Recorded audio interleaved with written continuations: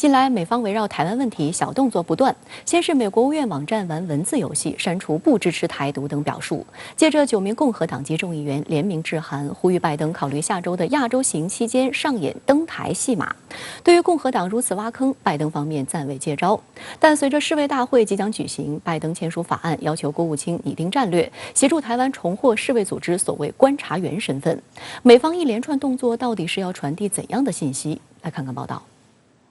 第75届世界卫生大会将于本月22号至28号在瑞士日内瓦举行。这是全球新冠疫情爆发后，世卫大会首度恢复以线下方式进行。但截至目前，世卫组织未向台湾地区发出邀请函。美国总统拜登当地时间周五签署法案，指示国务卿协助台湾重获世卫组织观察员身份，以参加世卫大会。该法案于4月27号在美国众议院获得通过，拜登在立法程序的最后一天签署成案。2009年至2016年，马英九执政时期，台湾地区曾连续8年以观察员身份参与世卫大会，是在两岸均坚持体现一个中国原则的9·2共识基础上，通过两岸协商做出的特殊安排。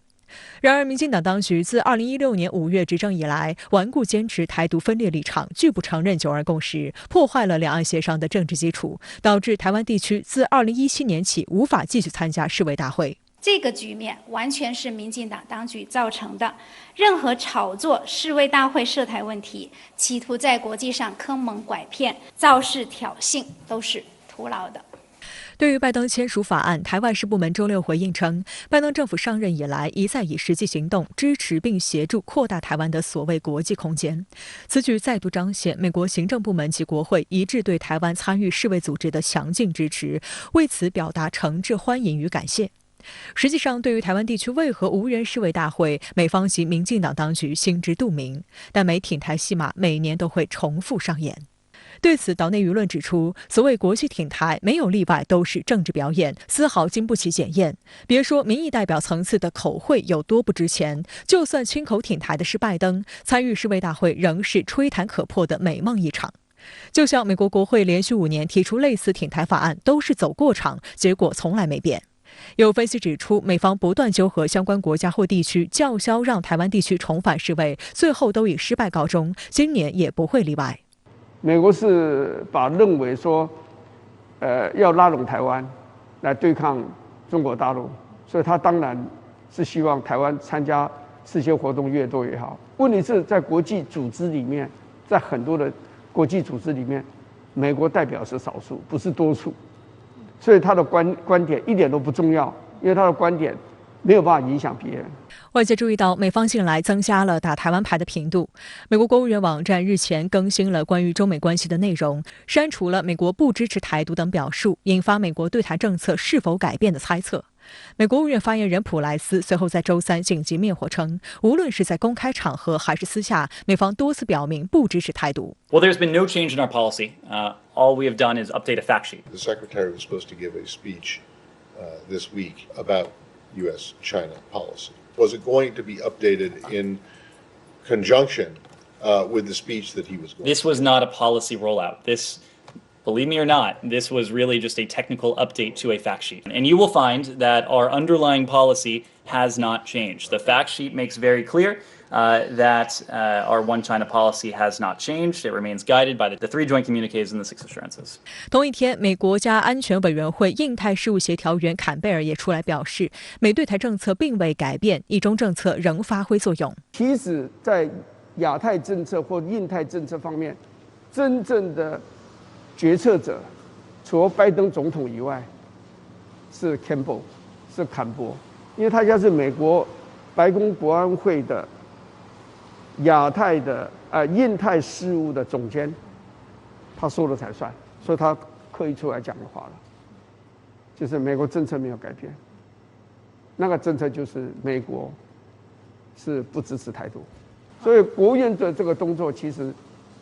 坎波讲一句话就烟消云散，所以显然，拜登这个时候还是认为美国要跟中国大陆维持稳定的关系。对于美方接二连三搞事情，中国外交部敦促美方恪守一个中国原则和中美3个联合公报规定，恪守在台湾问题上向中方做出的政治承诺，把拜登总统有关美不支持台独表态落到实处，停止借涉台问题搞政治操弄，搞以台制华。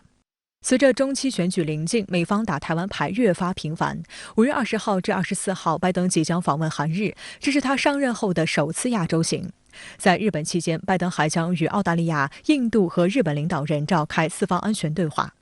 值得警惕的是，被称为亚洲小北约的四方对话，此前的会议上就将台海作为重点议题讨论，并扬言牵制中国。更值得警惕的是，台媒周六突然爆料称，9名美国共和党籍众议员日前联名致函，呼吁拜登考虑加入窜访台湾的行程。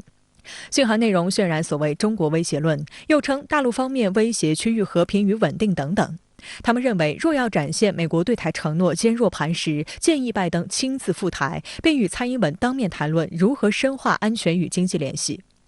事实上，长期以来，除了中方公布的制裁黑名单上的反华急先锋卢比奥、科鲁兹等人之外，美国国内还存在一批企图打台湾牌的政客。这次写信的9人中，汤姆·蒂凡尼也算是代表人物之一。去年2月，汤姆·蒂凡尼等人就曾提出过一个议案，公然呼吁白宫放弃一中政策，公然为台独势力张目。去年7月，蒂凡尼又伙同科特·佩里等人叫嚣禁止美国国务院花钱制作、采购或展示任何将台湾划成中国一部分的地图，并打包进2022财政年度国务院对外行动和相关计划拨款法案。但最后相关文字表述被修改为禁止不正确标示。有美国媒体评价称，相关修改又回到模糊的原点，以避免违反美方的一中政策。值得注意的是，在去年年底美方召集的所谓全球民主峰会上，台方代表唐凤企图展示台湾为绿色的地图，但美国国务院掐掉这一画面。有观察指出，共和党议员这次要求拜登去台湾有逼宫的意味，企图给台海局势再增添混乱。因此，外界也对拜登如何接招高度关注。但截至目前，白宫方面并未回应。外界注意到，4月时，美国众议院议长佩洛西宣称将要赴台，但启程之前又宣布因新冠检测呈阳性而取消行程。当时中方发出严厉警告。国委员兼外长王毅表示，美国国会众院议长作为一国政要，如明知故犯窜访台湾，将是对中国主权的恶意挑衅，对中国内政的粗暴干涉，将对外发出极其危险的政治信号。如果美方一意孤行，中方必将做出坚决反应，一切后果由美方承担。首先，拜登真正访问台湾的概率并不大，但是拜登一定会继续推行以台制华的政策。美国对台湾一定会以意识形态为主题进行拉拢，同时从非安全议题入手，或者叫低级政治议题入手，来推动向更高级的政治议题或者叫安全议题和台湾的紧密合作，不断的试探中国大陆对于台湾的问题的底线。相关话题来连线特约评论员陈斌。陈先生您好，世界卫生大会即将在日内瓦召开，美国总统签署法案，要驻台重返世卫组织观察员地位。那您觉得美与台当局图谋能得逞吗？主持人好，我估计呢，美国和台湾当局恐怕呢都在做白日梦。而尤其令人可笑的是，美国呢把台湾事务当作对抗中国的工具，而台湾呢却以为美国在为台争取利益和名分。美国在挑拨海峡两岸关系，以打压中国为目的，而台当局呢以为是自己疫情防控的结果，不过是得到了美国的加持。好了，谁在这个台湾呢参加国际组织和国际会议上最有权呢？首先是中国，其次呢是世界卫生组织。台湾呢在2009年到2016年之间呢，之所以能以观察员身份参加世卫大会，在于呢得到中国的许可，因为两岸呢在一个中国问题上达成了共识，中国允许台湾地区采取奥运模式，以中华台北名义观察员身份，卫生部门负责人头衔受邀参与世卫大会。那么2017年起啊，世卫组织呢就没有给台湾发这个参会邀请了。为什么呢？因为蔡英文执掌台湾以后啊，走台独路线，中国强力反对，世卫组织呢出于坚持一个中国原则，当然呢也就不再让台湾参加国际会议了，台湾的观察员身份呢也就自动作废了。我想呢大家都看清楚了，给不给台湾观察员身份，中国的意见呢是至关重要。那么美国现在为什么呢要签署法案，帮助这个台湾恢复这个世卫组织观察员的地位呢？这呢就是在政治作秀，是煽动舆论风暴来对抗中国，倒不是真的要去帮助台湾。美国很清楚，台湾能不能以观察员身份出席世卫大会呢？中国才是实权派。也有人问呢，要是世卫组织秘书长谭德赛给台湾发出邀请函，这个怎么办呢？因为他几天前呢不负责任的言论在中国受限了，他会不会以此来泄私愤呢？我认为他不会贸然行事的，因为中国是世卫组织的成员国，你未经主权国家中国同意而邀请台湾，那就是违背世卫组织宪章的行为，那是违法的事儿。再退一步讲，倘若台湾真的收到了邀请信，那中国有权拒绝参会，受损的呢是世卫组织的信誉，没有人呢敢这么做的。所以说呀，台湾这个既恢复不了观察员的地位，也不可能参加世卫大会。需要直面的呢，倒是美国的捣乱，千方百计的对抗中国，在海峡两岸制造事端，纵容台独势力。我想呢，台湾同胞也是可以看清楚了，美国的许多政治作秀呢，打压中国是真，协助台湾呢是假，都将成为笑柄，徒增媒体的谈资而已。芬兰总统总理周日联合宣布正式决定申请加入北约，强调芬兰已做出历史性决定，纸质申请预计将于下周提交至北约总部。芬兰总统尼尼斯托周六与俄罗斯总统普京通话，解释此事。普京警告称，芬兰的决定是一个错误。芬兰、瑞典和北约近期频频护送秋波，受到俄方高度警惕。尤其是芬兰与俄罗斯有着漫长的边境线，一旦芬兰加入，北约与俄罗斯的边界长度将翻番，这就意味着北约与俄罗斯的新一轮冲突正在酝酿中，欧洲安全环境再度面临重大变革。芬兰总统尼尼斯托和芬兰总理马林周日宣布，芬兰总统和政府外交与安全政策部长级委员会批准芬兰加入北约的申请。尼尼斯托和马林称，这是历史性的一天。芬兰议会将于下周一开会审议芬兰加入北约的申请。芬兰总统表示，在俄对乌发起军事行动后，加入北约将使芬兰国家安全最大化。而马林也称，申请加入北约是芬兰的重要决定，希望议会尽快批准。马林表示，芬兰就此重要议程与北约保持密切联系。芬兰外长哈维斯托此前表示，加入北约的纸质申请将会在下周3向布鲁塞尔北约总部正式递交。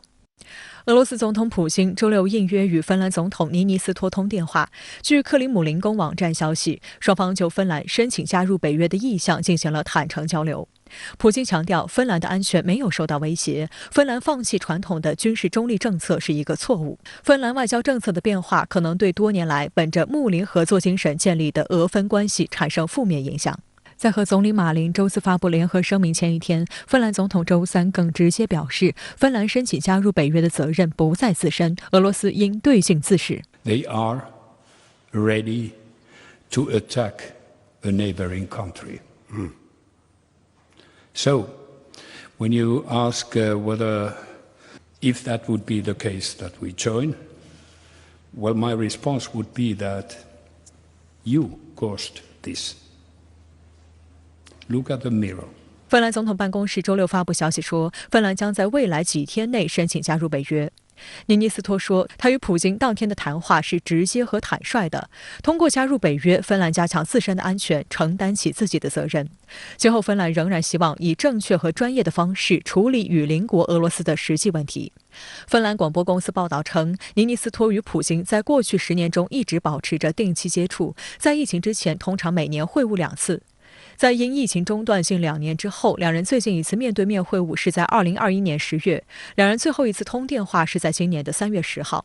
当时尼尼斯托对普京说，乌克兰危机对西方舆论产生了强烈影响。芬兰和瑞典长期奉行军事不结盟政策，尤其是芬兰在冷战中长期坚持不挑战苏联以维护自身安全的国策，被称为芬兰模式。但在俄对乌发动特别军事行动后，芬兰和瑞典的安全防务及外交政策发生重大变化，开始考虑放弃中立地位加入北约。值得注意的是，北约对北扩表现出浓厚的兴趣。美国和北约方面多次鼓励芬兰和瑞典加入，并且已经简化了接纳新成员的正常流程。甚至在两国提出申请之前，北约副秘书长米尔恰杰瓦纳就急不可耐地表示，相信芬兰和瑞典可以达到加入北约的标准。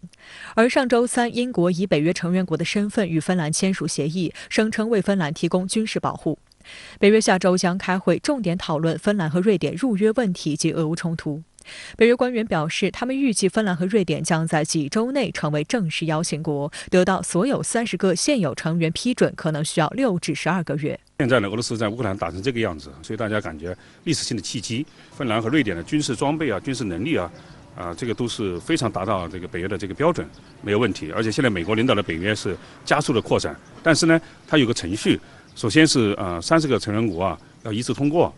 现在土耳其有点情绪。另外呢，30个成员国的国会议会要批准，所以可能需要几个月的时间吧。但并非所有北约成员国都同意芬兰和瑞典入约，土耳其就率先反对。土耳其总统埃尔多安周表示，这些北约国家是许多恐怖组织的大本营，因此土耳其不可能支持瑞典和芬兰加入北约。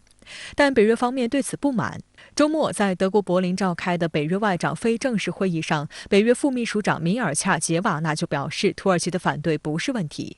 而土耳其的态度也随之悄然发生变化。参加同一会议的土耳其外长恰武什奥卢就松口称，相关问题需要与北约其他成员国以及芬兰、瑞典进行讨论。土耳其没有关上芬兰、瑞典加入北约的大门，但土耳其对国家安全的关切也必须得到考虑。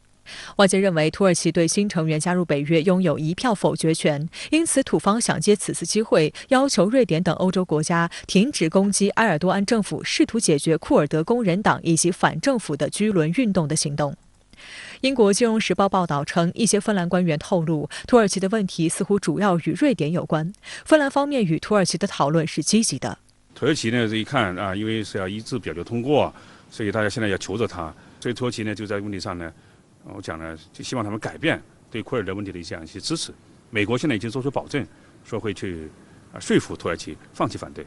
俄方对芬兰和瑞典加入北约的问题态度强硬。俄方此前称将不得不采取技术性军事手段或其他手段来消除北约北扩所造成的威胁，但今日态度似乎有所软化。俄罗斯副外长格鲁什科周六表示，如果芬兰加入北约，俄罗斯不会做出情绪化的决定，而是将审慎地采取行动。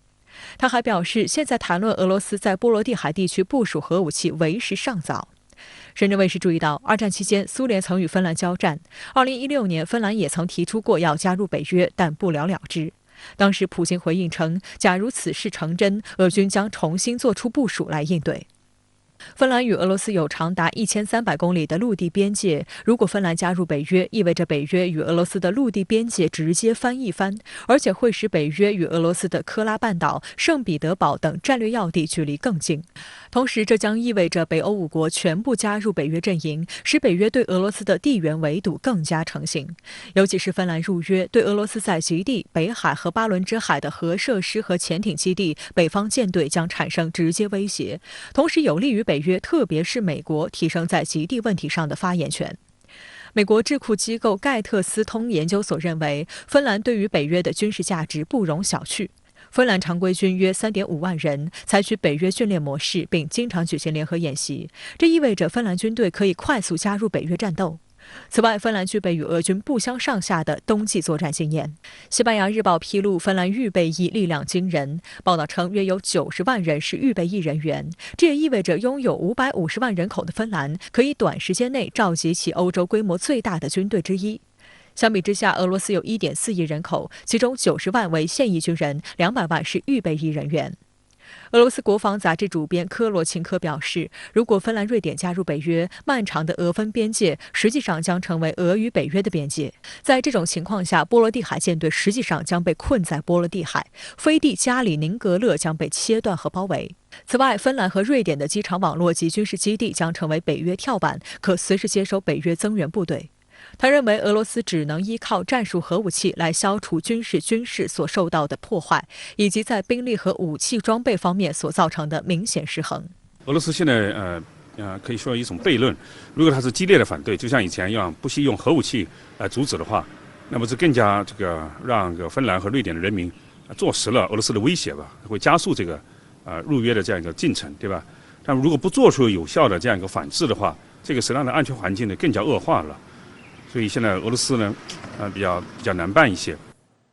俄乌冲突进入了第81天，据多家西方媒体报道，俄罗斯军队已经从乌克兰第2大城市哈尔科夫周边撤离。俄国防部周日表示，俄军继续在乌克兰东部及南部的赫尔松和顿涅茨克地区打击乌克兰武装力量以及军事设施。战事焦灼之际，这个周末再有西方政客到基辅打卡。美国参议院共和党领袖麦康奈尔率美国国会代表团到访，表示美方将坚定支持乌克兰抗击俄罗斯。而舆论高度关注的亚速钢铁厂仍陷入焦灼，有航拍显示，俄方已经在厂区周边调集激光制导炸弹，展开新一轮打击。乌克兰军方周六发布消息称，俄罗斯军队已经从位于乌克兰东北部的该国第2大城市哈尔科夫的周边撤离。乌方认为，撤离的俄军已经将重点转为保护补给线。哈尔科夫上世纪曾一度作为乌克兰首都，该市紧邻俄乌边境，多数居民说俄语。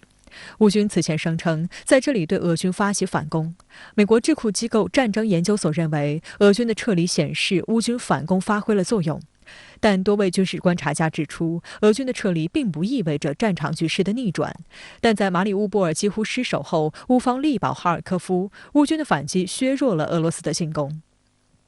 当地媒体报道称，哈尔科夫北部的村庄仍有俄乌双方的拉锯争夺，重点在伊久姆方向。伊久姆是俄军特别军事行动的基地之一，用以支持顿巴斯地区。泽连斯基也发视频声明感谢美方，称这是美国两党支持乌克兰以及两国关系加强的有力信号。泽连斯基还透露，他向美国国会议员们呼吁，把俄罗斯列为所谓支持恐怖主义国家。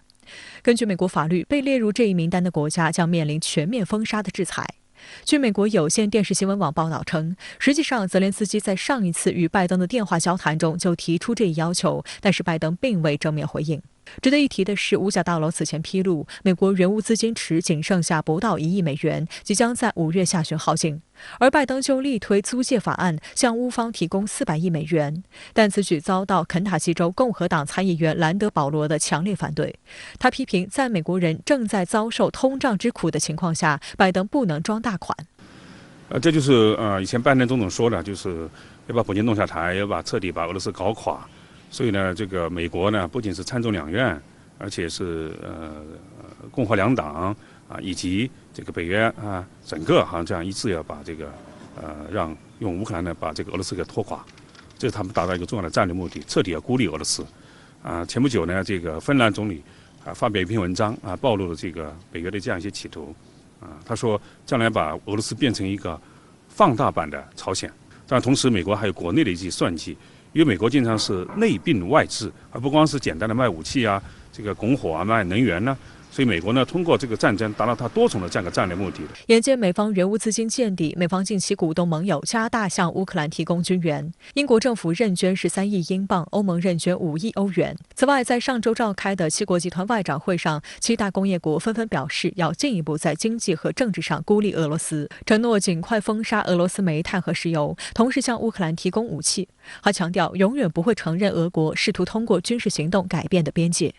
对此，俄罗斯联邦安全会议副主席梅德韦杰夫回应称，俄方根本不在乎7国集团国家不承认乌克兰新边境，重要的是居住在那里的人的真实意愿。他还以科索沃为例，讽刺北约及西方的双标。梅德韦杰夫强调，7国集团继续给乌克兰提供武器，实际上是通过乌克兰与俄罗斯打代理人战争。美西方对俄严厉制裁将反噬西方经济，还将改变现有世界秩序。当以美国为中心的世界观念崩溃后，一个新的全球安全架构将会出现。相关话题来连线特约评论员吴卫。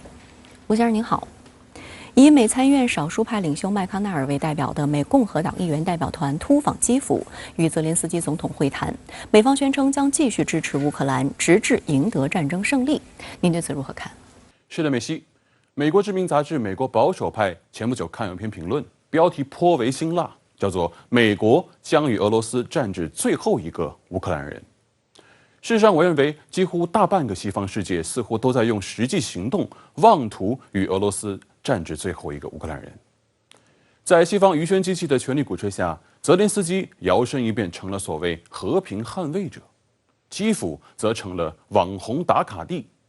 西方国家政要有一个算一个的都要前去造访一番，最好能在荷枪实弹的军警护送下，在残垣断壁前驻足一番。随行记者的相机快门发出机枪扫射般的声音。在我看来，麦康奈尔不过是一个姗姗来迟的过客。与其说他代表了美国，不如说他代表的是美国共和党在这场冲突中虽迟但到的所谓政治正确战队。至于麦康奈尔那句“美国将继续支持乌克兰，直至赢得这场战争的胜利”，在此之前，不少西方国家的政要也都在基辅许下过类似的诺言。那么问题来了，他们口中的胜利与泽连斯基总统个人的胜利，乃至整个乌克兰人民的胜利，真的是一回事吗？我尝试界定一下，美西方口中的胜利，恐怕是把乌克兰战场变成又一个帝国坟场，让俄罗斯深陷其中，进一步损耗其国力，最好能给普京带来一场全面的政治危机，其后效甚至直指所谓的后普京时代。泽连斯基总统个人的胜利，恐怕是依托美西方支持，进一步延续他在乌克兰的政治生命，成为那个成功阻挡普京钢铁洪流的男人。至于乌克兰人民的胜利，我想恐怕是朴素的不能再朴素，却也万分珍贵的2个字，那就是和平。一旦厘清这几种胜利之间的差异，我们恐怕会得出一个令人失望的结论，那就是他们要的从来就不是同一个东西。事实上，没有什么比战争更能撕裂人类社会的了，而美西方正在致力于将这个撕裂具象化为那些不支持乌克兰的国家便是所谓的莫斯科帮凶。G7 外长会的召开进一步印证了美西方火上浇油的心态。这种粗暴的敌我划分不仅不利于冲突降级，更可能让冲突双方不约而同地使用底线思维揣度彼此，进而让冲突的形态更加血腥丑陋，让冲突的终结遥遥无期。土耳其在俄乌冲突中的角色也备受关注。昨天，土方甚至主动调停，称愿为亚速钢铁厂内被困的乌克兰伤兵提供和平撤出通道。而前一天，土总统也就芬瑞两国申请加入北约公开唱反调。您对此有何观察？我也留意到这则新闻了。按照埃尔多安总统发言人的说法，他们提议将亚速钢铁厂包围圈中的乌军伤兵，经由陆路运至贝尔江斯克港，再由海路送往土耳其。据说，埃尔多安的信使2周前就在基辅与泽连斯基当面讨论过这个计划。尽管莫斯科方面目前不置可否，但该提议仍在桌上。我觉得该计划不失为化解亚速钢铁厂僵局的一种新思路。我个人认为，俄乌冲突以来，在乌东的许多战斗呈现出一些颠覆人类主流思潮的谬论。那就是一些被纳粹思想武装起来的乌军士兵，正被美西方舆论机器粉饰为所谓殉道者。而某种意义上，亚速钢铁厂包围战成了这种谬误的放大器。从我个人角度出发，我希望亚速钢铁厂的战斗千万不要成就了那些纳粹恶棍。说到土耳其在此次俄乌冲突中扮演的角色，我想到了一个词：左右逢源。事实上，土耳其有多重身份。首先，它是北约成员国，它在过去8年亲身参与了乌克兰国防力量的重建。在此次冲突中为乌军立下汗马功劳的 TP2 察打一体无人机，就是从土耳其采购的。俄军甚至在战场上发现了生产日期是2022年3月的 TP2 无人机残骸。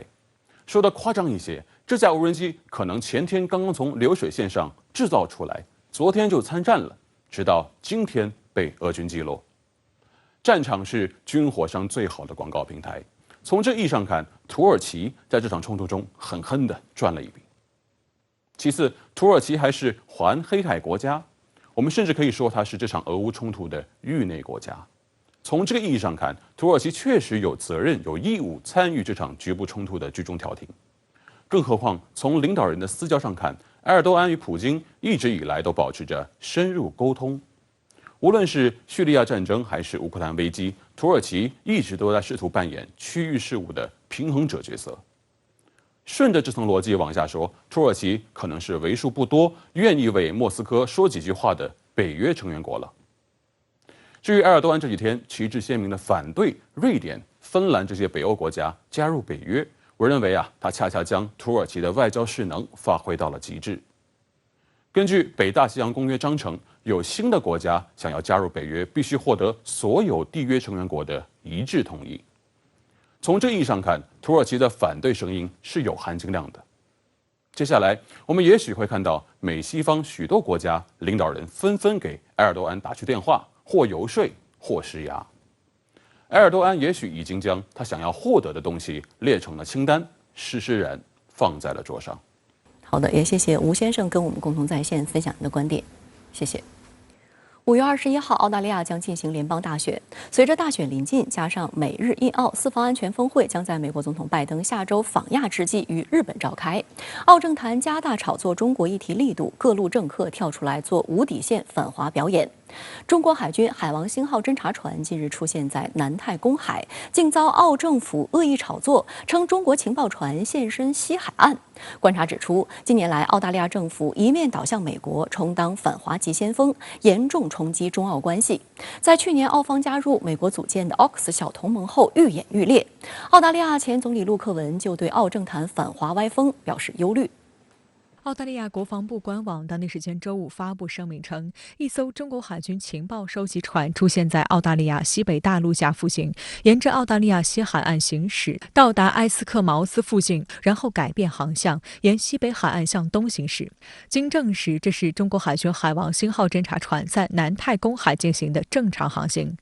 澳大利亚悉尼先驱晨报引述澳防长达顿的话称，这是中国海军舰艇在澳大利亚西海岸向南航行所能到达的最远距离。